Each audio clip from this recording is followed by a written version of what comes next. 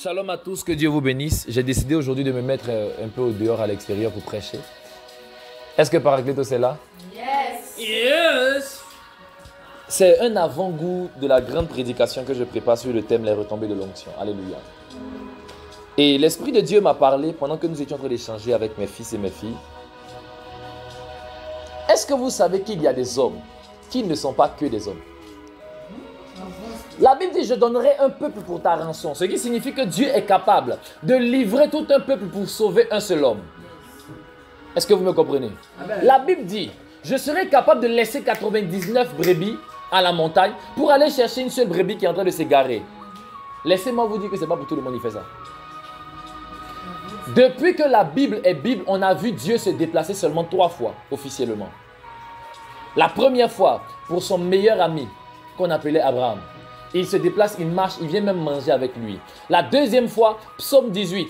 David crie à l'Éternel, l'Éternel se lève de son trône. Assis sur le trône, tu règnes à jamais. Et il n'était plus assis ce jour-là, il s'était levé. L'une des rares fois où on a vu Dieu se lever, alléluia. Il s'est levé de son trône, n'est-ce pas? La troisième fois où on a vu ça, c'était pour lorsque Étienne était en train d'être lapidé, il a dit, je voyais le Seigneur Jésus debout à la droite de Dieu. Pourtant Jésus avait dit, désormais vous allez voir le Fils de l'homme assis. Mais lui il dit qu'il a vu debout. Pourquoi? Parce qu'il y avait quelqu'un qui était en train d'attraper les vêtements de ceux qui lapidaient Étienne. Et ce quelqu'un c'était Saul de Tarse. Et quand il a fini ça, il s'est levé, il est parti à Damas. Jésus-Christ s'était tenu debout parce qu'il devait aller l'attendre à Damas là-bas sur la route. Il y a des gens qui font lever Dieu. Nous ne sommes pas tous égaux, nous ne sommes pas tous pareils. Dites-moi Amen. Amen. Est-ce qu'on se comprend? Écoutez-moi. Jésus avait 12 disciples. Dites Amen. Amen. Il prend les 12 disciples, il les regarde, il les saute tous. Et puis il laisse 11, il regarde un seul. Il dit, tu ne t'appelles pas Pierre, mais tu es de nature Pierre. Yes. On ne construit pas sur un nom, on construit sur une matière, sur une nature. Écoutez-moi très bien. Il lui dit, il ne lui dit pas tu t'appelles Pierre. Parce que Pierre ne lui a pas dit tu t'appelles Christ. Plusieurs aujourd'hui pensent que Jésus-Christ s'appelle Christ. Il lui a dit tu es le Christ. Comment? Le, ce n'est pas un article défini. Yes. Ça veut dire que c'est quelque chose de défini qu'il vient de révéler. Il dit, toi tu es le Christ, le Fils du Dieu vivant. C'est une nature, ce n'est pas un nom, ce n'est pas une nomination, ce n'est pas même une fonction d'abord, c'est une nature. Il dit, tu es le Christ. Il dit, lui il me connaît. Amen ou pas amen? Amen. Alors Christ décide de pouvoir le faire entrer dans son mystère. Paul dit, le rocher qui suivait le peuple d'Israël dans le désert, là, ce rocher là, cette pierre là, c'était Christ. Quand donc Pierre a eu la révélation de Christ, Christ lui dit, tu n'es plus Pierre seulement, tu ne t'appelleras plus seulement Pierre, mais tu deviens Pierre. Parce que tu es entré dans ma révélation. Si je suis le Christ, donc j'étais le rocher qui était dans le désert là-bas. Donc à partir de maintenant, toi aussi tu deviens rocher. À différence que sur toi, Christ va se bâtir sur la terre. Parce que l'église c'est le corps de... Donc le corps de Christ est devenu visible par la révélation de Pierre. Pierre est devenu le corps de Christ. C'est ce que plusieurs personnes n'ont pas compris. Est-ce qu'on se comprend? En réalité, Pierre était devenu maintenant le socle et le pilier de l'église sur la terre. On dit, sur cette pierre, je bâtirai mon église. Pourquoi il n'a pas dit, tu es Pierre et sur toi, je bâtirai mon église? Il était en train de parler aux autres. Il dit, tu es Pierre. Et laissez-moi vous dire que sur cette pierre que vous voyez là aujourd'hui, que je viens d'indiquer, je bâtirai mon église. Il parlait aux entités qui l'écoutaient. Il y a des gens qui ne sont pas que des gens.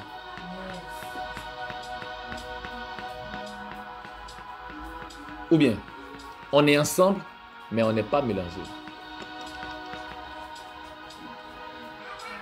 Le niveau de tes combats révèle 2 choses.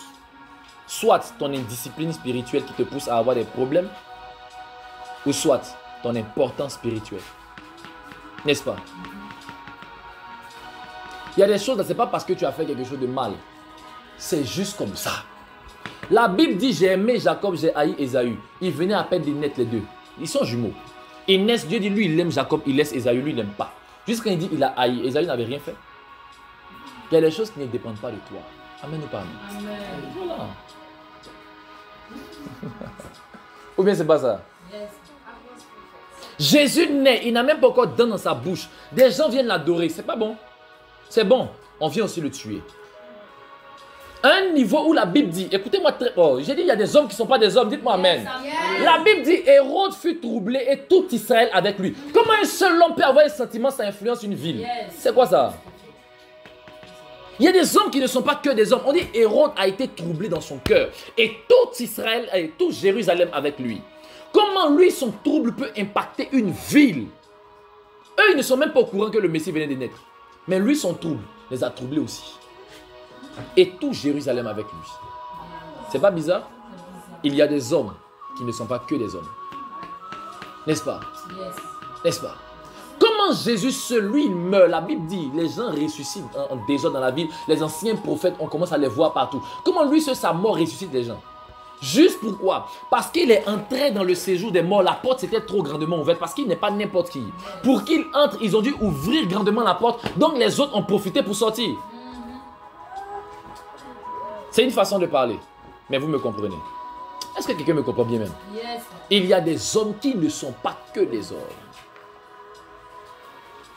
N'est-ce pas? Écrit à l'ange de l'église d'Éphèse. On pouvait le voir comme un homme, mais c'était un ange.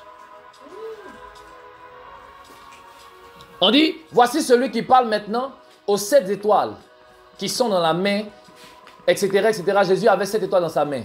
On dit, il s'adresse maintenant, on dit à celui qui a les 7 étoiles dans la main, etc., etc. Et on dit que ces étoiles-là, ce sont les anges de l'église. Vous pensez que c'est tout le monde, quand il naît, il a une étoile qui frappe? Jamais.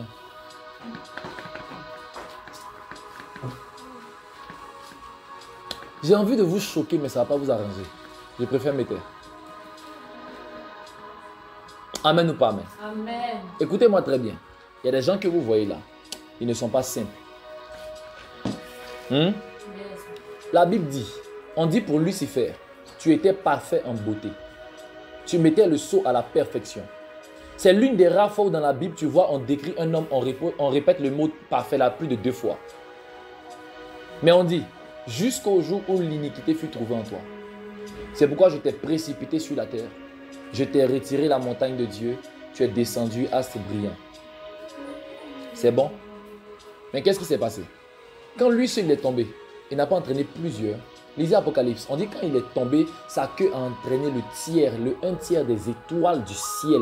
Comment juste une seule personne tombe sa queue? Sa queue, c'est-à-dire en partant là, ça entraîne jusqu'à 1/3 des étoiles du ciel. Vous savez, il y a combien d'étoiles dans le ciel? Même si c'est une façon de parler, étoile qui veut dire aussi ange, on prend ça comme ça. Ça veut dire que lui seul, un seul ange tombe, ça entraîne plus de combien de milliards d'anges? Un seul. La Bible dit, c'est par un seul homme que le péché est entré dans l'humanité. Vous savez ce qu'on appelle l'humanité? C'est des milliards d'hommes mis ensemble. Des milliards mis ensemble. Et on dit, lui seul, il a péché. L'humanité a péché à cause de lui seul. Il y a des hommes qui ne sont pas que des hommes. Amen ou pas amen? Amen. Et le plus bel exemple que nous avons, c'est Jésus-Christ, notre Sauveur. C'était un homme, mais qui n'était pas qu'un homme. Il était Dieu. Le Fils de Dieu, présent dans la chair, qui vient maintenant pour édifier les hommes. Amen ou pas amen? Regardez comment c'est bizarre. La Bible nous dit, on enferme Pierre en prison. Alléluia. Un homme qu'on appelle Pierre, on le met en prison. La Bible dit, les gens commencent à prier pour lui. Ils ont commencé à prier pour lui. Ils ont commencé à prier pour lui. Alléluia. Qu'est-ce qui se passe pour lui? Un ange apparaît. Vous savez ce qui s'est passé? L'ange apparaît dans la prison. Je vais vous expliquer comme s'il était là-bas. L'ange apparaît dans la prison. L'ange arrive sur les lieux. L'ange arrive, il réveille Pierre parce que Pierre dormait. Il faisait nuit. Mais les gardes, eux, ils ne dormaient pas parce qu'ils le surveillaient. Mais aucun des gardes ne le voyait. Les gardes passaient comme s'il était devenu invisible. Parce que la présence de l'ange dans la prison avait rendu Pierre invisible. Donc, malgré tout ce qu'il pouvait dire ou faire, ou toute action qu'il pouvait poser était invisible à leurs yeux. Écoutez-moi très bien. Et la Bible dit, quand l'ange arrive, l'ange tape sa hanche. Et toutes les chaînes tombent. L'ange lui dit, ne sors pas sans ton manteau. Bon, ça, on peut développer ça. Mais c'est une parenthèse. Ne sors pas sans ton manteau, prends ton manteau, on va partir. Il ne comprend pas. Il dit, attends, c'est pas une vision. Il dit, allons. Et l'ange arrive, l'ange lève la main. La porte qui était là, la première porte s'ouvre. Il arrive ensuite, il lève la main et la deuxième porte s'ouvre. Et quand il arrive devant le grand portail, on s'est dit, même là, il va lever son pied aussi. Puisque là, c'est le grand portail, il va lever main et pied. Jamais. Dès qu'il arrive devant, ça s'ouvre seul. Écoutez-moi très bien.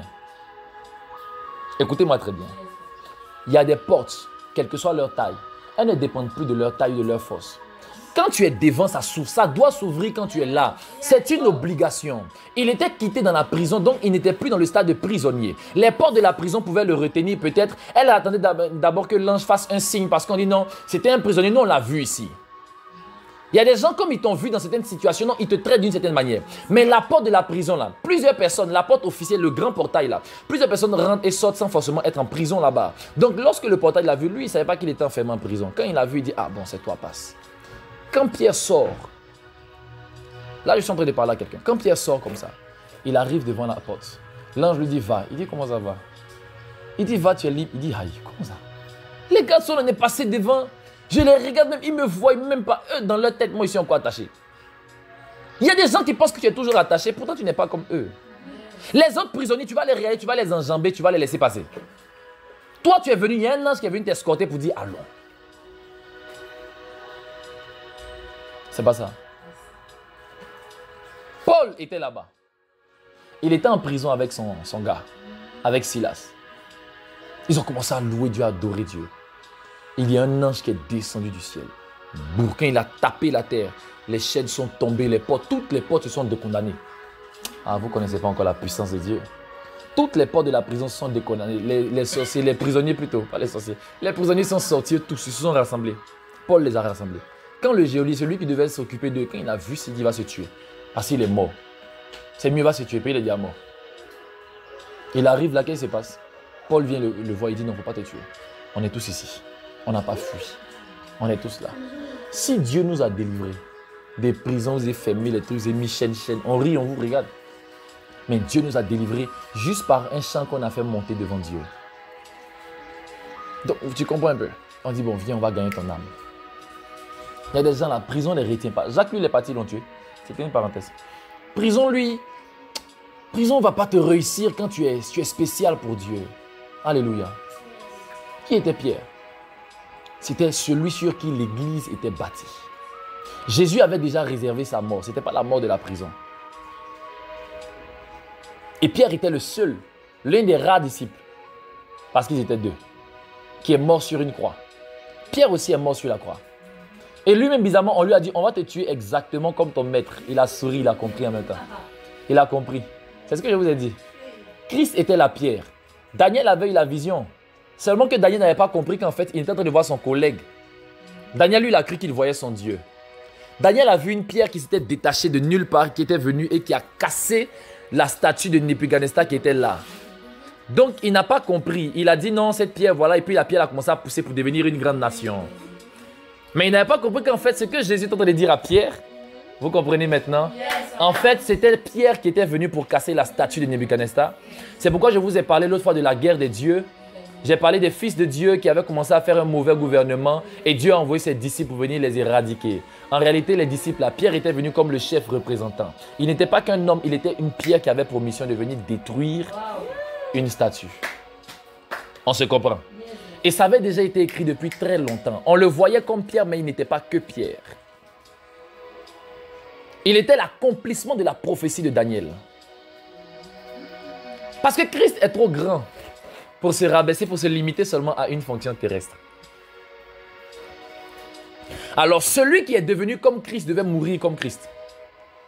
C'est pourquoi c'est Pierre qui a dit dans la parole que nous sommes participants à la nature de Dieu, à la nature divine. C'est Pierre qui a dit parce que lui, il a expérimenté. Christ l'a mis en lui. Il est devenu un avec Christ, il est devenu aussi rocher. Ou bien c'est pas ça? Voilà. C'est pourquoi lui, il est mort. Mais il a dit, je ne veux pas mourir comme mon maître.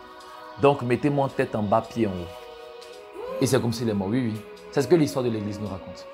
Saint André, bon, vous le connaissez. Vous savez comment il est mort, André? L'apôtre André. EPS. Croix de Saint André.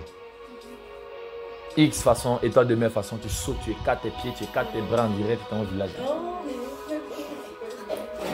La croix de Saint André, c'est comme s'il est mort. C'est comme ça au village. Est-ce que vous comprenez? Il y a des hommes qui ne sont pas que des hommes. Il y a une chanson qui me faisait rire là. Dans un concours, on dit a cappella. Le monsieur est venu, tous les hommes ne sont pas hommes. Il y a des animaux parmi nous. Donc les juges se posaient des questions, disent, bon, entre nous, qui est animal ici? Ils l'ont fait peine mal. Je ne sais pas c'est quelle chanson de ça. Bon. Je l'aimais de tout mon cœur. Oh. Écoutez-moi, il y a des hommes qui ne sont pas que des hommes. Est-ce qu'on peut y aller? On peut y aller? D'accord. On commence par qui? On commence par Abraham? Non, on va commencer par Adam d'abord. C'est bon? La Bible nous dit que par un seul homme, le péché est entré dans le monde. Qui était cet homme? Adam signifie homme. En réalité, Adam n'était pas qu'un homme. Adam était l'humanité.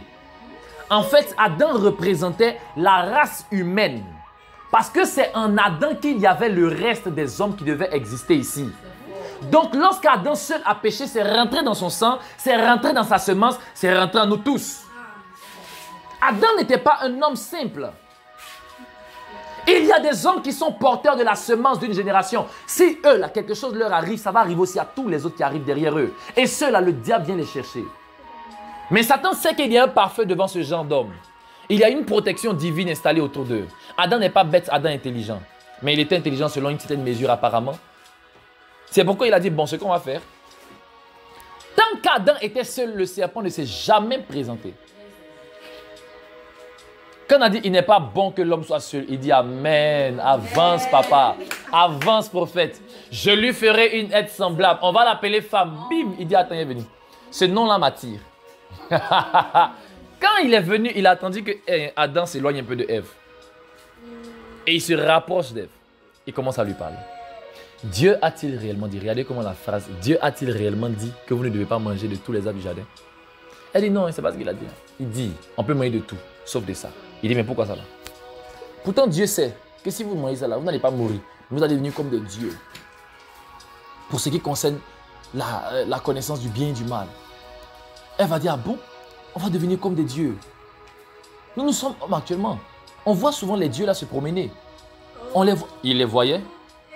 Il les voyait, sinon pourquoi il va venir leur... C'est comme si moi je te dis par exemple, tu vas devenir comme les Touaregs. Qui sont les Touaregs? Tu vois, non? Vous ne les connaissez pas, donc ça ne va pas vous faire rêver. Pourtant, si vous les connaissiez, vous allez dire amen.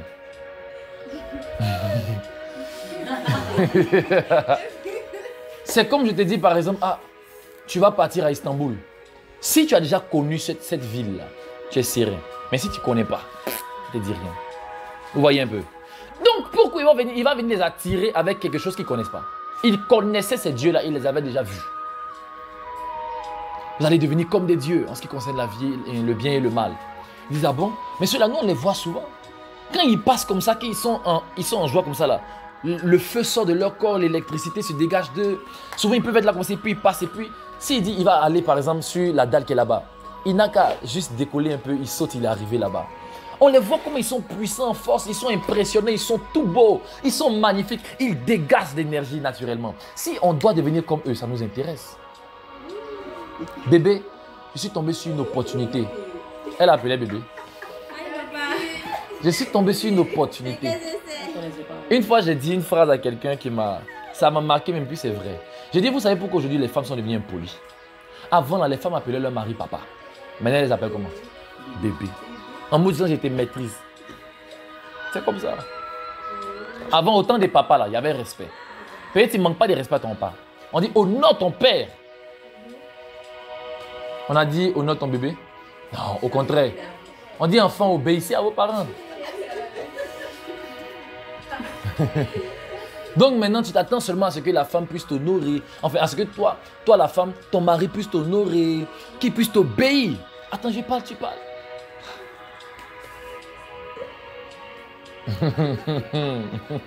En fait, tous les jours, moi, il me pose la question, c'est que... Non. J'ai béni Dieu parce que Dieu me réserve quelqu'un de très soumis. Je n'aime pas le manque de respect de tout mon cœur et de Nazareth. D'accord. Quand je vois des gens, ton mari parle. Je suis prophète, j'ai déjà vu de ces histoires. Il y a des maisons où on t'invite pour venir prêcher, même pour venir prier. Tu arrives là, quand tu t'assois, tu regardes le visage de la femme, tu regardes le visage du monsieur, tu comprends. Souvent même tu ne comprends pas, tu vois. Une fois, je me souviens, je suis allé quelque part là-bas. Après, j'ai appelé une de mes filles là, en privé. Je lui ai posé des questions. Il dit, oh, ta maman là, elle parle comment toi, papa? Que, ah, papa, moi je m'enlève dans leur affaire. Et c'est là qu'ils ont commencé à m'expliquer. J'ai dit, mais ça se voit. Le monsieur s'en chez les petites filles dehors, le monsieur vit une vie bizarre. Parce que toi, madame, là, tu lui parles en direct truc. Et puis tu charges, tu mets à faire de Dieu devant. Et non, il n'est pas chrétien, c'est un païen, donc... Il n'a qu'à aller enceinter les filles dehors là-bas. Parler, quand il a dû régler ça, je leur ai parlé, les efforts soit les deux. J'ai commencé à parler, j'étais tellement énervé ce jour-là, parce que moi, je n'aime pas quand femme manque de respect, pas garçon, je n'aime pas ça. J'étais énervé jusqu'à quand je finis de lui parler, elle a décollé son tuyau, elle a commencé à rouler dans son salon, elle a commencé à prophétiser jusqu'à ici qui était dans la maison. Oui. Ma colère a mis son tuyau, dit amen. Amen. C'était sa délivrance. Et elle a pleuré, elle a demandé pardon à son mari, les deux sont réconciliés. Power. Ouais. Le monsieur s'en chez ailleurs parce que bon, même tu le vois avec une jeune fille nette, il dit que non, c'est qu'il sort et la fille. Pourtant, moi, je vois en esprit qu'en fait, il a un problème qui fait qu'il ne peut pas sortir avec beaucoup de personnes, sinon son nom sera gâté. Et toi, tu sais ça. Yo. Femmes, soyez soumises à vos maris. Amen, papa. Adam n'était pas qu'un homme. Il n'était pas un homme ordinaire. Adam était représentant d'une dimension. Il était l'humanité en chair. Ou bien c'est pas ça. Est-ce que vous savez que quand tu traites durement une mangue, tu viens de traiter une mangue plus un manguier et plus des mangues, donc plus des manguiers. Une seule mangue peut produire des millions de manguiers. Alors le traitement que tu apportes à une mangue, tu l'apportes à des manguiers. Vous me comprenez? Amen. Ce qui signifie que il y a des hommes qui ne sont pas des hommes, mais qui sont des peuples. Yes, papa. Adam était l'image de l'humanité. Après Adam, on prend qui encore? On prend Noé. Bon, Ève, il a gâté son nom, d'arranger un peu son nom quand même, mine de rien. Noé, papa. Noé, ok. Qui était Noé? La Bible déclare que Noé était le seul homme qui était encore juste et intègre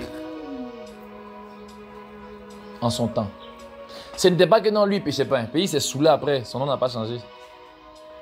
Il s'est saoulé après, il s'est déshabillé dans sa chambre. Bon, mine de rien, c'était sa chambre aussi. Donc, boire dans sa chambre, c'est sa chambre. Se déshabiller dans sa chambre, c'est sa chambre. Ça ne concerne aucun de ses enfants.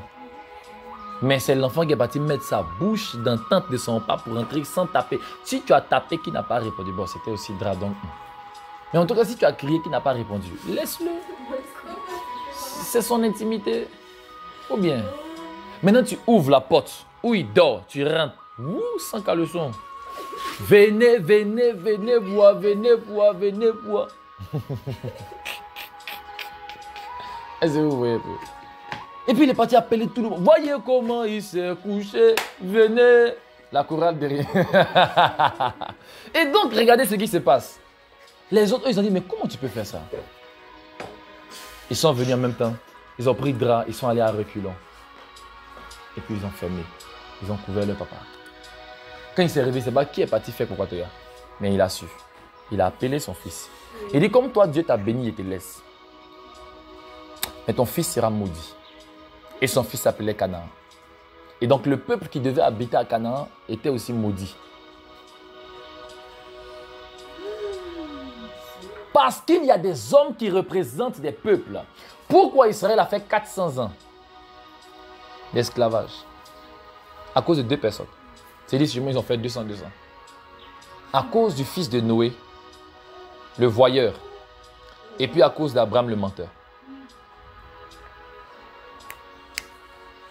Ils ont maudit Canaan. Quand Abraham est parti en Égypte, il a menti au pharaon que c'était sa sœur. On lui a donné dot, il a pris. Et puis maintenant, on prend sa femme, on s'en sortit sa femme. Et puis Dieu apparaît. Et puis Dieu frappe le pauvre monsieur. Il dit, mais il ne savait pas. Il dit, il sait que tu ne savais pas. Mais en tout cas, il t'a frappé. Et j'ai frappé aussi toutes tes filles. J'ai frappé aussi toutes les femmes de ton peuple. Je t'ai prévenu.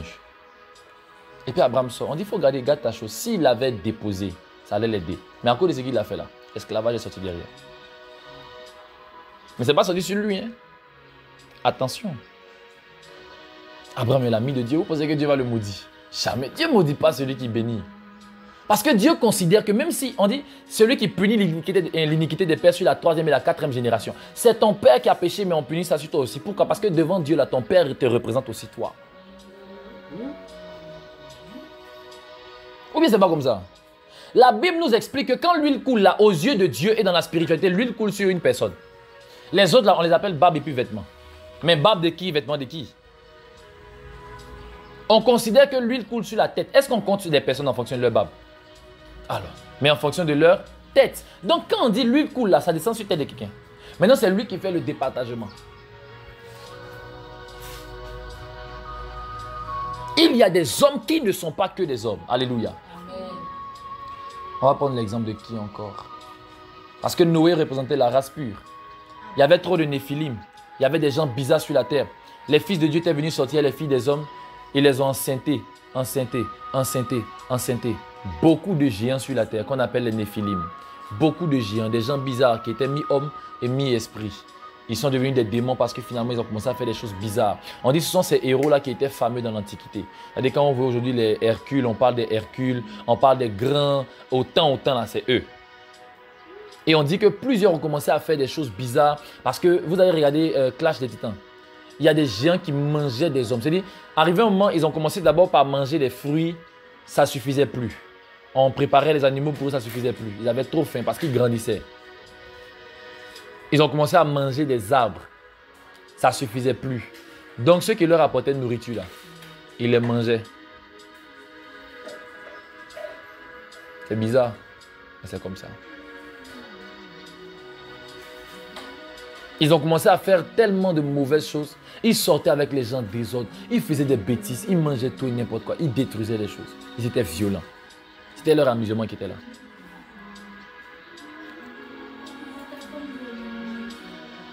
C'est leur petit-petit-fils même. Goliath est leur arrière-petit-fils. Yeah. Oui, oui. Oui. Ils étaient comme ça. Donc Dieu, quand lui voit ce genre de choses, il dit il faut qu'il purifie la race. Donc il suscite Noé. Noé et ses fils. En réalité, c'est Noé seul qui était intégré juste. Ses fils là, peut-être il y en a qui étaient bizarres dedans. Dieu ne regarde pas ça. Dieu dit à cause de toi Noé, je les prends aussi. Noé était l'image de la nouvelle race que Dieu voulait créer. Parce que nous sommes tous descendants de Noé. N'est-ce pas? Et après Noé encore, il y a qui d'autre? Abraham. On voit le grand Abraham. Melchisédek se déplace pour venir vers lui. Il arrive vers lui, il le bénit. Quand il le bénit, Abraham vient s'aimer dans sa vie. La Bible déclare qu'Abraham lui donne la dîme de tout. Et Abraham il est entré maintenant dans le système de ce qu'on appelle l'ordre de Melchisédek, où il commence à adorer le Dieu très haut.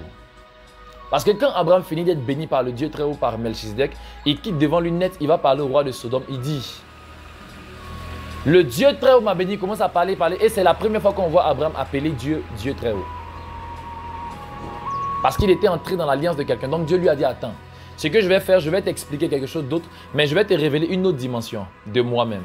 Tu connais le Dieu très haut, c'est bien. Mais pour toi, je suis le Dieu tout-puissant. C'est pourquoi Israël marche avec l'alliance de El Shaddai, le Dieu tout-puissant. Parce que Abraham était l'image de tout un peuple. Il était aussi l'image d'Israël, n'est-ce pas? Et la Bible déclare qu'aujourd'hui, Abraham est le père de la foi. Père en hébreu, ce n'est pas celui qui a couché la foi. Père signifie source. En d'autres termes, Dieu considère qu'Abraham est la source de la foi sur la terre. Quelle dimension! Ça veut dire que pendant que nous, on voyait Abraham simplement, il représentait l'ami de Dieu, un, et deuxièmement, il représentait la foi en Dieu. Quelle dimension! Vous pensez que Dieu pourrait permettre qu'on puisse lui faire du mal? Jamais. Il dit, sors de la maison de ton père. Je vais t'élever, je vais te bénir toi-même. Et mes frères, il faut les laisser. Oh. Pas ceci, on pâtit. Mais on va où? Je ne te dis pas. Mais si tu te dis, tu as le dit, je te connais. Même il ne t'a pas dit, tu as pris l'autre pour partir. Donc il ne te dit pas où on s'en va. Allons seulement. Vous voyez, certainement, si Abraham avait dit, ah, vous là, on s'en va habiter à Yop. La population a dit, ah bon, tonton, tu t'en vas? Allons. Tu allais entendre derrière, on s'en va là-bas quoi. Écoutez-moi, il y a des hommes qui ne sont pas que des hommes. Vous allez voir quelqu'un comme Moïse, vous allez vous dire que Moïse est un homme naturel. Moïse, je l'ai dit tout à l'heure, Moïse était l'image de la loi. La Bible déclare que la loi est venue par Moïse, mais la grâce et la vérité sont venues par Jésus-Christ. Quand Moïse est entré dans le système de Dieu, il n'a pas fait jeûne, prière, consécration. Quand Dieu l'a appelé de berger qu'il était, il est devenu faiseur de miracles, il est devenu prophète. Il est quitté de berger à prophète en une nuit. Il était même avec son troupeau. Quand il est arrivé, il a vu, il y avait un feu sur un buisson. Il s'est approché. Quand il est arrivé, on dit enlève tes chaussures, c'est un lieu saint. Dès qu'il est enlevé, net, bim, il est devenu prophète. Dieu commence à lui parler. Dieu lui donne une mission. Dieu se révèle à lui. Dieu lui donne son nom. Dieu lui donne des informations, des choses précises et des choses utiles. Il lui dit, regarde, je vais commencer à mettre l'onction sur toi. Parce que le simple fait que tu sois entré dans le feu, ça te rend brûlant. Il a été exposé au feu, il est devenu automatiquement brûlant. Parce que dans le monde spirituel, des choses physiques ou spirituelles auxquelles tu t'exposes peuvent t'influencer, peuvent t'affecter, te transformer. Je vous donne un exemple simple. La Bible nous précise depuis le début du livre de Daniel que Daniel était un prince de Juda. Et Jacob avait dit Juda est un jeune lion. Alors comme chien, moi et pas chien, quand on le jette dans la fosse aux lions, ils le reconnaissent. Mais c'est pas vrai. Amen ou pas amen? Mais bon, bref, je ne vais pas m'attarder dessus. Ce que moi je veux faire comprendre aux êtres humains, c'est que il y a des hommes qui ne sont pas que des hommes. On raconte l'histoire d'un homme qu'on appelle Élie. La Bible déclare qu'Élie était un homme de la même nature que nous. C'est faux. La Bible a dit, hein, c'est vrai, hein, n'est-ce pas? Il avait la même nature humaine que nous, mais il n'avait pas la même dimension de nature. Il était un homme, certes, mais il n'était pas qu'un homme. Écoutez-moi très bien. Élie était un homme de la même nature que nous, mais il n'était pas un homme de la même nature que nous. La Bible déclare que l'esprit d'Élie ne va pas descendre seulement sur une personne ou sur quelques personnes comme Moïse où 70 personnes ont reçu son esprit, mais sur toute une génération.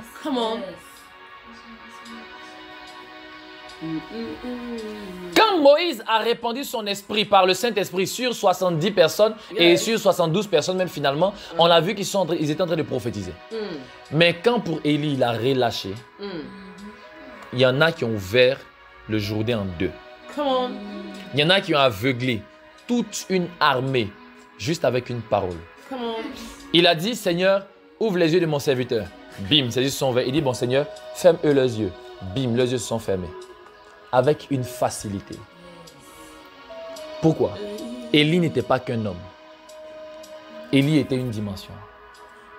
Élie était un mandat. Élie était un mandat de réveil spirituel. Élie était un mandat, une mission spirituelle qui devait s'accomplir sur la terre. Il est venu premièrement pour affirmer son Dieu.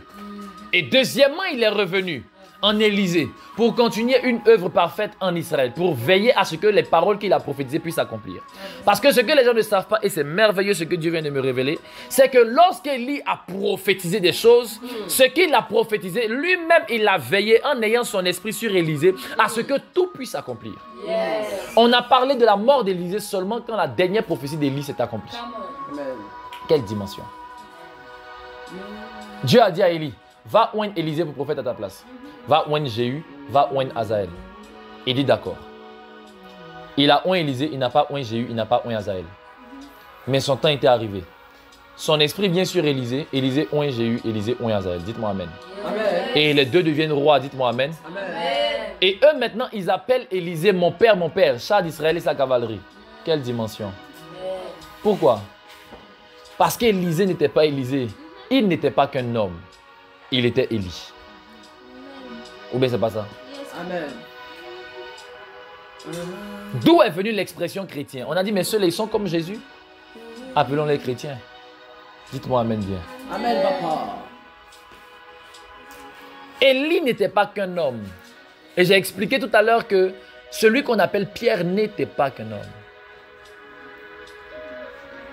Il a dit à Jésus-Christ, il dit, toi, je sais que tu n'es pas un homme ordinaire. Tu es un homme, certes, mais tu n'es pas qu'un homme, n'est-ce pas? Il dit, je sais que toi, Jésus, tu n'es pas un homme. Jésus a demandé, mais qui dit-on que je suis? Moi, le Fils de l'homme. Il dit, laisse affaire des fils de l'homme. Moi, je sais que tu es le Christ, le Fils du Dieu vivant. Quoi, le Fils de l'homme, le Fils de l'homme? Tu n'es pas le fils d'un homme simple. Lui-même, il a voulu mélanger les gens. Il a dit, mais si réellement le Messie était le fils de David, parce que c'est parce qu'il est fils de David et fils d'Abraham qu'on l'appelle fils de l'homme. Si le Messie était fils de David, pourquoi David l'appelait mon Seigneur? Et encore, dites-moi amen bien. Tu as combien de papas? Qui ici va dire que lui, il a 2 papas biologiques? Généalogie de Jésus-Christ, fils de David, fils d'Abraham. Comment lui seul, il peut être fils de Joseph, fils de David et fils d'Abraham? Parce qu'il est un homme, mais il n'est pas qu'un homme. Lui, sa venue a été annoncée depuis Adam et Ève, depuis le jardin, depuis Genèse chapitre 3. Quand Dieu a frappé tout le monde, il a fini de cogner tout le monde, il a dit, la postérité de la femme va t'écraser la tête et tu vas lui mordre le talon.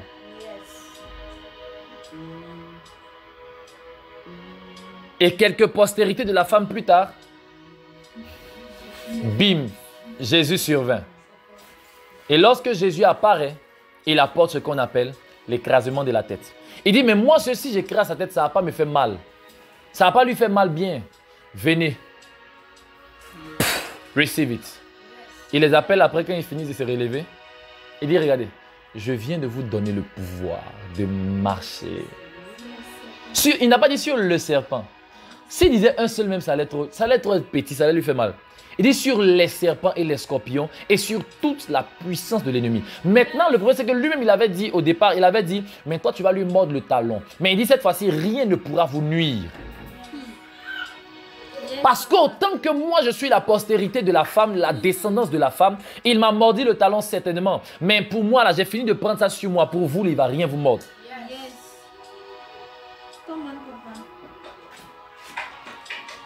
Tu peux te regarder, toi, tu te dis, mais donc, moi, je suis oint.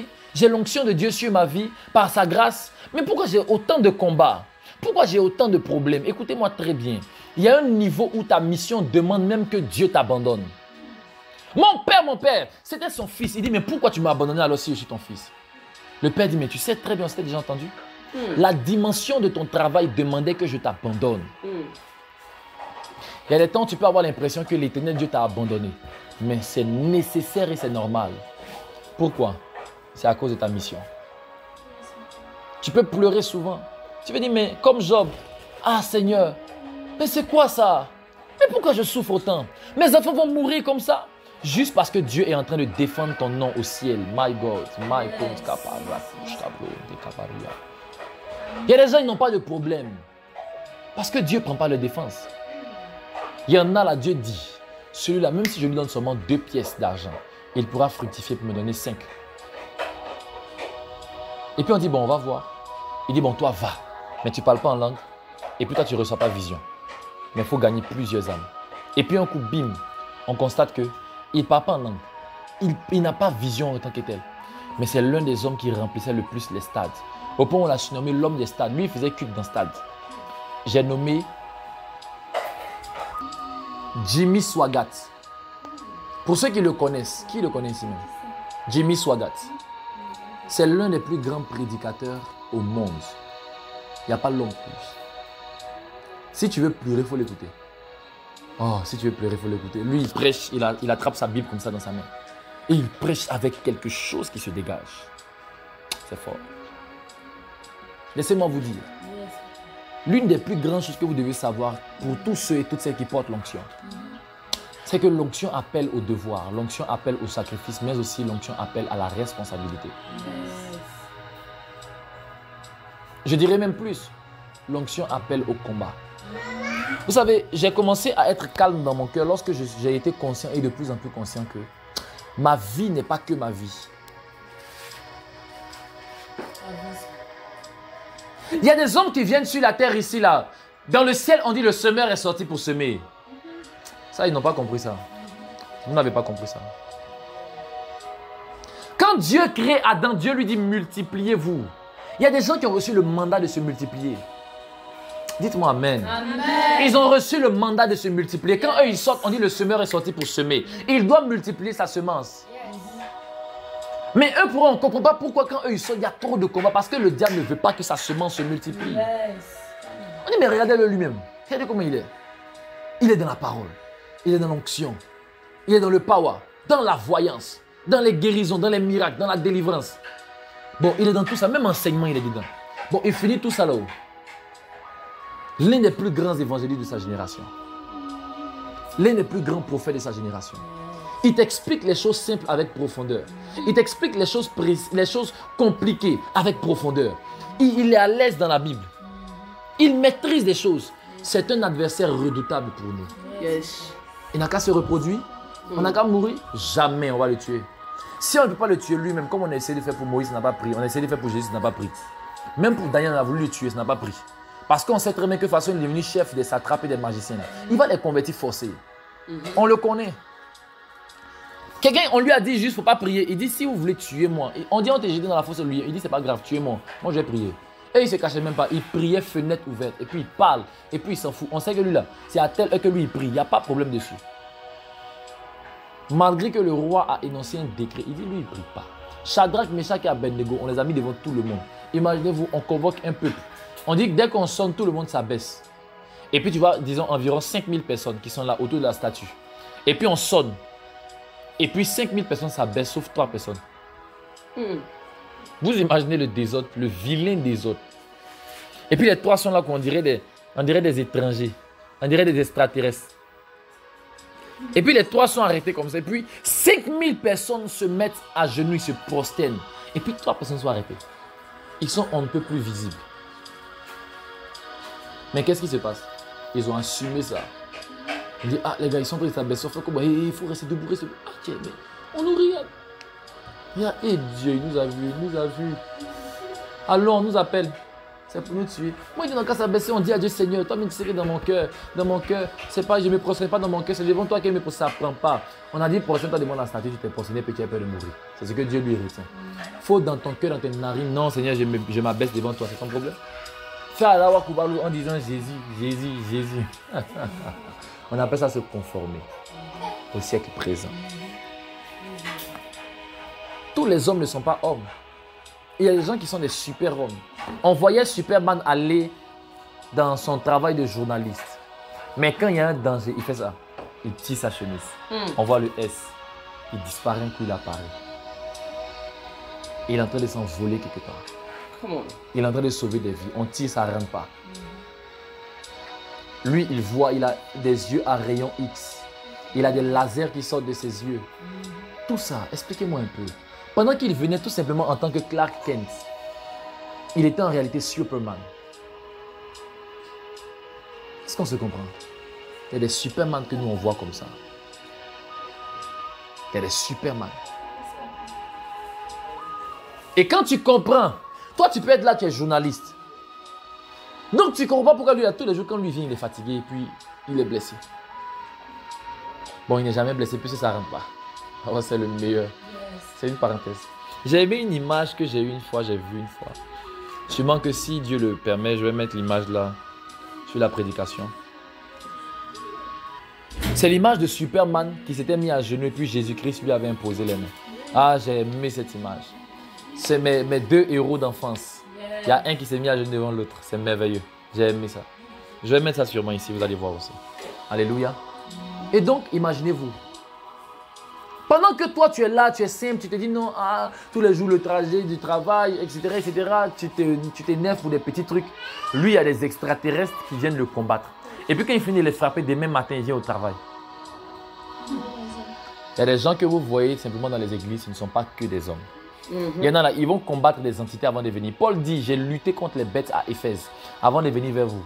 Vous pouvez voir juste un Paul bien sapé qui vient comme les autres, comme les Timothée, comme les Apollos, etc. Mais lui, là, avant de venir ici, il a lutté contre des bêtes à Éphèse. Éphèse était une ville où il y avait une église. Il a lutté contre des entités spirituelles. Il a été vainqueur, il est venu. Est-ce que vous voyez un peu? Les hommes, là, il y a plein parmi eux qui ne sont pas des hommes normaux. Il y en a qui sont remplis de démons, d'autres sont remplis d'onction. C'est ça, papa. Alors, lorsque vous voyez que vous êtes un homme extraordinaire, surtout quand vous portez l'onction, et surtout quand cette onction est extraordinaire, acceptez les combats que vous avez. Supportez tout ce que Dieu met sur votre chemin. Parce que très souvent, ça vient de Dieu. Ce n'est pas tout qui vient de Satan. Ou bien? Yes. Un esprit mauvais venu de l'Éternel a tourmenté Saül. C'est pas bizarre? C'est Dieu qui a envoyé l'esprit mauvais là. Come on. Quand tu n'es pas n'importe qui, tu dois accepter que tu ne vives pas comme n'importe qui. C'est ça, papa. Et j'aimerais terminer ainsi en disant que ce que tu vis aujourd'hui est fonction de ce que tu es. Et le comble, c'est que ce que tu vis aujourd'hui est fonction de ce que tu seras. C'est là même qui est encore pire. Parce que quand tu es déjà ce que tu devais être et qu'on te combat en fonction de ce que tu es, tu peux te défendre.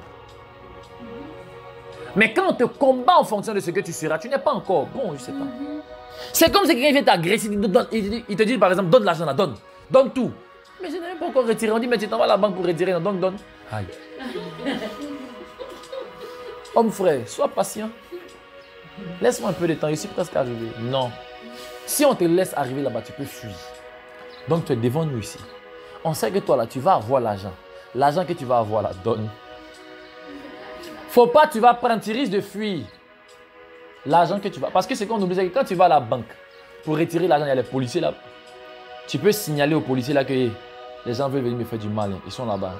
Automatiquement, ils campent autour d'eux. Ils savent très bien que si tu as reçu ta destinée, si tu es entré dans ta destinée là, il y a des anges qui viennent poursuivre ta destinée.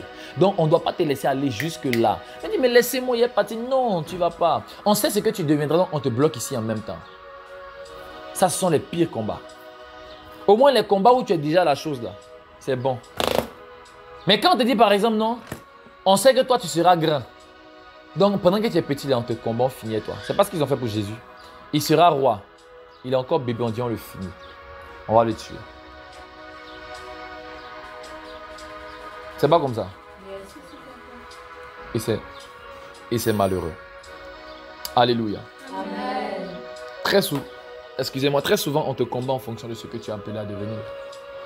Alors, il faut accepter les combats, il faut te confier en Dieu. Accepte les combats et puis il faut te confier en Jésus-Christ. Et j'aimerais prier pour quelqu'un qui passe par des temps difficiles. Dis avec moi les retombées de l'onction. J'allais expliquer, si j'avais encore plus de temps, j'allais expliquer que Pierre, qui était seulement Pierre devant nous, à nos yeux, était en fait le représentant de la vision de Daniel. Lorsque Nebuchadnezzar, il y avait sa statue qui était là, il y avait l'or, l'argent, le bronze et puis le fer et l'argile. Et la Bible déclare que il y avait une pierre qui s'était détachée de nulle part et qui était venue pour écraser la statue de Nebuchadnezzar. Et cette pierre a grossi jusqu'à devenir très puissante et a envahi la terre. En réalité, cette pierre, ce n'était pas Jésus-Christ d'abord, mais c'était l'apôtre Pierre. Parce que lorsque Pierre a dit à Christ, tu es Pierre, et sur cette pierre, je bâtirai mon église, la Bible nous dit, Pierre lui avait d'abord dit, tu es le Christ, le Fils du Dieu vivant. Et Jésus lui a dit, ce n'est ni la chair ni le sang qui t'ont révélé ces choses, mais c'est mon Père. C'est pourquoi moi aussi je te le dis. Comme mon Père t'a révélé ça, tu es entré dans la révélation. N'est-ce pas qu'on dit à quelqu'un tu es dans la révélation? On ne dit pas tu es sur la révélation. On ne dit pas la révélation est en toi. On dit c'est toi qui es dans la révélation. Parce que la révélation te porte. Ils n'ont pas compris ça. La révélation vient comme une mère. Et lorsqu'elle te prend en elle, elle t'accouche, elle te transforme selon une nouvelle image. La Bible déclare que c'est la révélation de ta parole qui nous éclaire et qui donne de l'intelligence aux insensés. Alors lorsque l'apôtre Pierre avait eu la révélation du Père que Christ était en face de lui, Christ était le rocher d'après Paul. Paul a dit le rocher qui se promenait dans le désert c'était Christ. Mais la Bible nous dit une chose très intéressante. Ce rocher c'est Pierre, n'est-ce pas? C'est même Pétras là, n'est-ce pas? C'est parce que dans l'Ancien Testament, ils ont parlé de rocher, c'était en hébreu. Dans le Nouveau Testament, c'était en grec. C'est Pétras, ok? Et donc Dieu dit en fait que, il dit à Pierre, Pierre signifie Pétros. Il dit tu es Pierre, Pétros. Et sur toi, je bâtirai mon église. Et les portes du séjour des morts ne prévaudront point contre elle. Il voulait dire à Pierre ici que tu étais entré maintenant dans ma révélation. Alors tu es devenu maintenant le rocher. Si le rocher qui est Christ doit aller au ciel, quel rocher reste sur la terre? Ou bien c'est pas ça?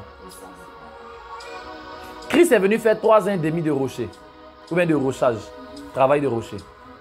Il est venu faire 3 ans et demi de rochage. Quand il retourne au ciel, là, qui continue, qui perpétue la chose? Et il fallait une personne qui avait la même nature que lui. C'est pourquoi l'apôtre Pierre était le seul apôtre qui est mort comme Christ. C'est pourquoi lui, il a dit, non, je ne veux pas mourir à la croix comme Christ. Mettez ma tête en bas et puis mes pieds en haut. Sinon, on lui avait dit, comme tu parles beaucoup de lui, tu allais mourir comme lui. Mais eux, ils ne savaient pas qu'ils étaient en train de prophétiser une dimension incroyable. Parce que si Christ était une pierre qui suivait le peuple d'Israël dans le désert, et qu'il dit aussi à Simon, tu es Pierre. Parce qu'il a appelé Simon fils de Jonas. Il dit, ce ne sont ni la chair ni le sang qui t'ont révélé ces choses. C'est pourquoi je te dis, tu es Pierre. Tu t'appelles Simon, mais tu es Pierre en réalité.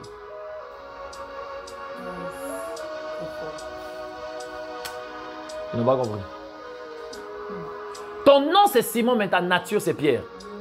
C'est pourquoi quand je t'ai vu l'autre fois au bord du lac, je t'ai dit, tu t'appelles Simon, mais désormais tu es Pierre. Je change ton nom. Parce que tu dois maintenant devenir ce que tu es. On se comprend?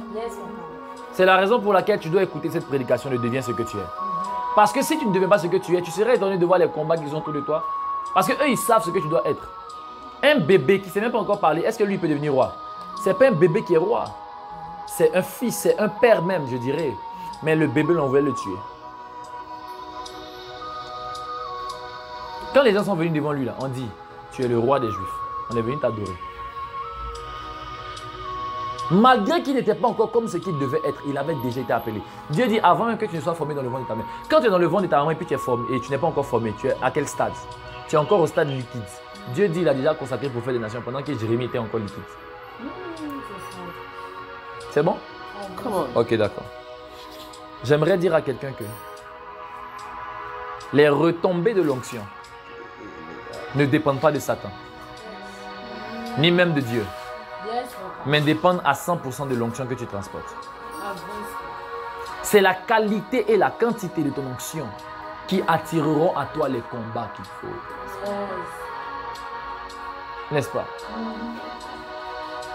Que Dieu vous bénisse abondamment. Comme je l'ai dit, c'est juste un avant-goût de la grande prédication sur le thème les retombées de l'onction. Et l'Éternel Dieu parlera à son peuple. Alléluia. Que Dieu vous bénisse.